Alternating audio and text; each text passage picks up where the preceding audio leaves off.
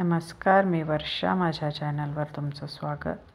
आज आपण बनवतो भेंडीची भाजी. त्याच्यात टोमॅटो, लिंबू, कोकम किंवा दही न घालता कशी क्रिस्पी होते हे बघा. मी अशा पद्धतीने करते. तर भेंडी स्वच्छ धुवून पुसून चिरून घ्यायची आणि मग एका कढईमध्ये थोडंसं तेल घालून छान अशी भाजून घ्यायची. तिचा चिकटपणा कमी होईपर्यंत क्रिस्पी असे छान भाजून घ्यायची.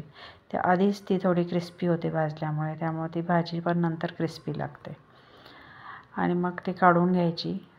मग कढईत तेल घालायचं, त्याच्यात जिरं घालायचं, कढीपत्ता घालायचा, कांदा घालायचा. तो थोडासा परतून घ्यायचा, थोडासा कलर चेंज होईपर्यंत. आणि मग त्याच्यात लाल तिखट, मी तिखटात करते, तुम्हाला मिरची पाहिजे असेल तर तुम्ही मिरची पण घालू शकता. हळद, मीठ घालून घ्यायचं आणि वरून भेंडी घालायची. आणि भेंडी घातल्यावर थोडंसं अगदी 5 मिनटं झाकण घालायचं. आणि मग झाकण काढल्यावर शेंगदाण्याचा कूट पेरायचा आणि मग तो छान असा मिक्स करून घ्यायचा. अशी मस्त भाजी होते. भाकरी, चपाती, वरण भातासोबत खूप मस्त लागते.